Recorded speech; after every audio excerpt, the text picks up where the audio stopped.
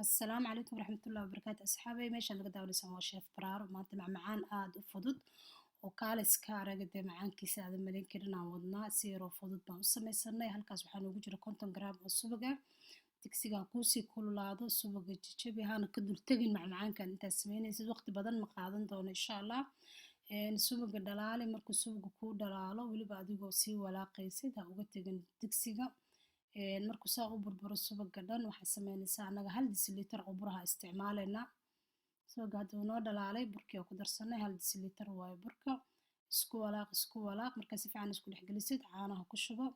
caanaha ku shubana annaga koob iyo bar baan isticmaalaynaa caanaha sokortii baan haddeertaan ku darsanay isku walaaq si fiican iskugu walaaq sidoo kale waxaan isticmaalaynaa vaniliyada caraf macaan intaba way ku siinaysaa wax yar baan ku darsanay adiga 1 teaspoon meelahaas ah isku walaaq sokortana 1 disilitar ay ahayd markuu kareem ku siiyo waad arkaysaa dee markuu wixii bislaado halkaas uu isqabsaday carafta vaniliyada ka soo ureysa kaalis ka arag weeye waxaad samaynaysaa jajabi buurbuur dhan yuusan kaa yeelanin hadda already uu isqabsaday wuuna noo bisil yahay annaga cabaara soo walaaqayno oon dul taagnayn hadda waxaan qaadanaynaa weelashii oo ku shubanayna annaga baaquligaas iyo waxaa isticmaalnay 2 koob uu noo noqday markaa ku shubtid si fiican u riix burka yacni jag sida keega oo kale markaa gelinaysid si uu fariisanaya oo isqabsanaya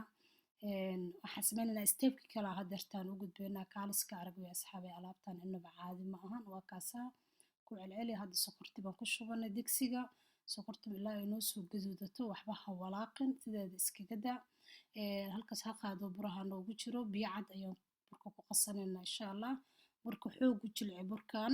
sidoo kale burburka ka ilaali asagana burburka hadaad kaa noqdo calashaan hadhow sokorta wuu ka muuqanayaa saasaa u jijibina jilcina burkan muu baahna isagoo adag inaa isticmaashid xoog u jilci annagoo ujeeda biyo ka dhignay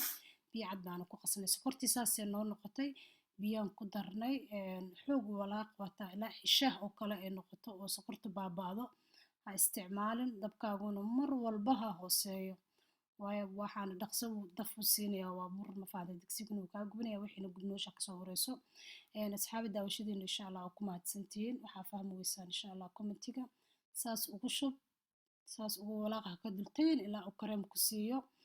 asxaabi haddaan danku cusubtay subscribe-ta noo saar haddaa nala joogta noo leegaray saaxiibadaada la sii wadaag annagoo ujeeda koraa kaga darsana haddana finijeerka ku celinaynaa 30 daqiiqo oo kaluu noogu jirayaa alaabtan innaba caadi maaha labaneed uma baahnid taasaa labaneed kuu noqonayso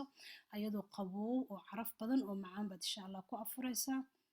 alaabtan innaba caadi maaha aad baa u mahadsantihiin asxaabi annaga fruutkaas soo saaranay waa liin macaan iyo kiwi kaaliska arag alaabtan